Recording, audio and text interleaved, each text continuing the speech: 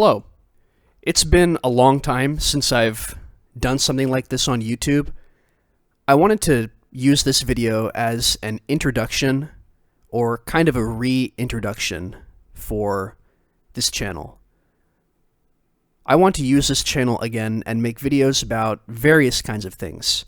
So maybe that's music or my world building project, but I think most importantly, I want to make video game content again.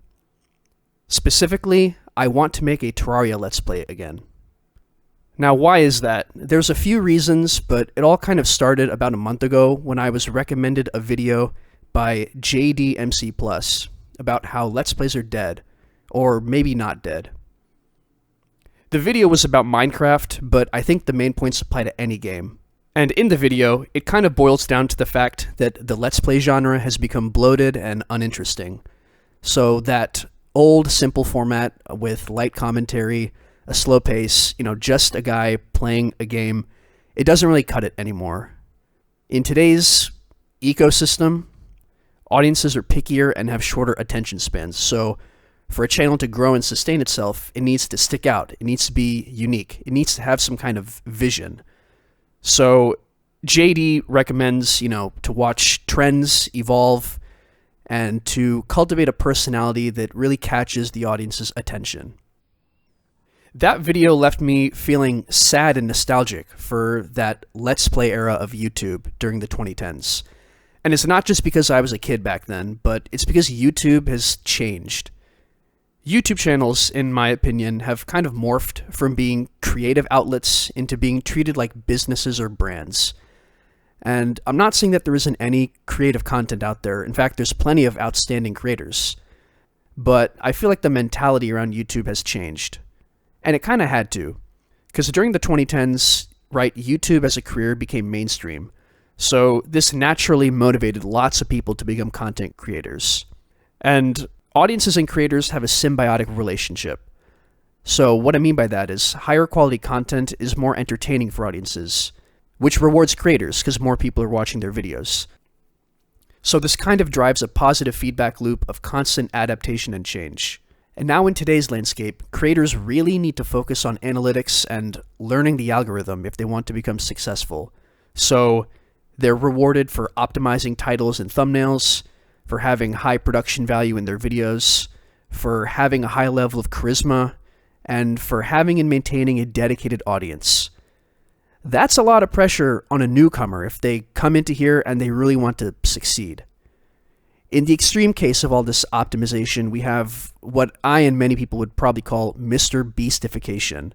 So clickbait, all caps in the titles, heavily edited thumbnails and videos, over-the-top personalities, trend chasing. It's all just very overstimulating. It feels corporate, performative, and disingenuous.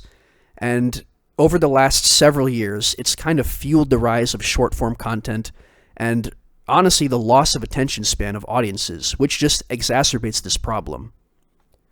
So, of course, with all that going on, Let's Plays have declined.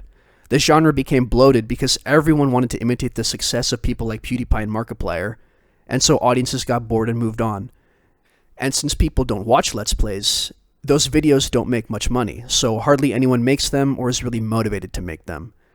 And since they aren't popular, they aren't recommended to people, so people who would be interested in watching those kind of Let's Plays just don't have those in their video recommendations.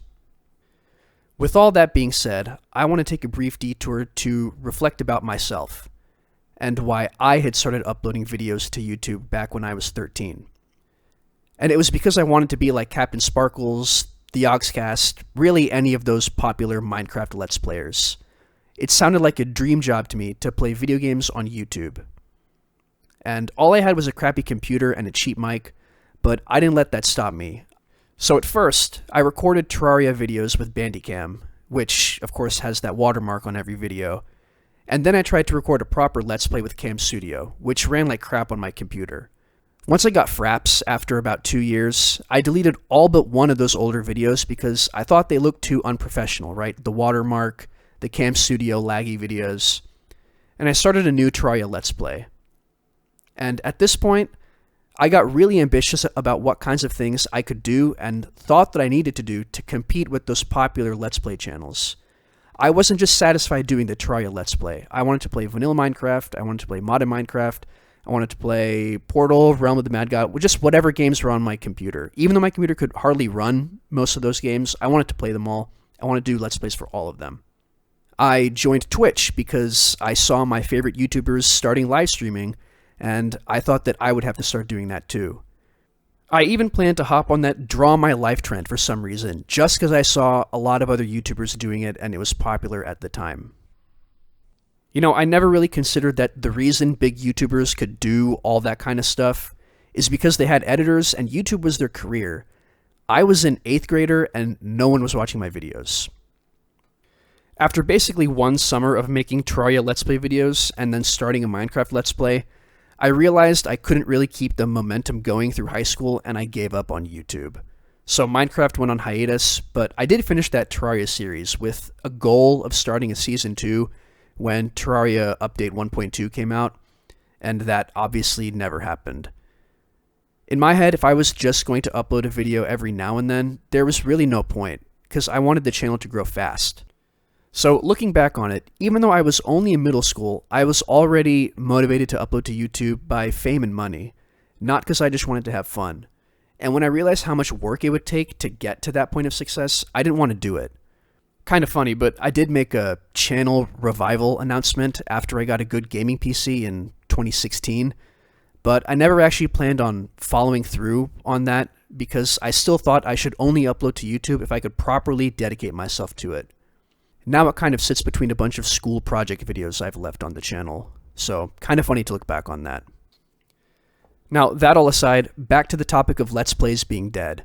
After watching the JDMC video, I was curious for some more perspectives, and I stumbled upon John Wolf's video, which is largely a response to a game theory video about the death of Let's Plays. Now, John is critical of the obsession with trends or financial success as a metric for whether something has value, which I would agree with. He voices a lot of the things I was thinking about in regards to how creators and audiences have changed, and he spends a lot of the video refuting arguments that Let's Plays are truly dead. In his mind, they've simply changed and are no longer in the spotlight. Which is true. Let's Plays have kind of evolved as a video format. A lot of people will say streaming has kind of replaced Let's Plays, and there are still people making old-style Let's Plays. It's just not very prevalent anymore. John says that asking the question, are Let's Plays dead, is more of a lamentation of the loss of authenticity on YouTube, the loss of that simpler time, and he does think that the pendulum may eventually swing back from this Mr. Beast era we're in right now. Ultimately, his point is to make the kind of content you want to make, regardless of how popular it is. After watching that video, I got curious to check out what my old Let's Play videos actually looked like.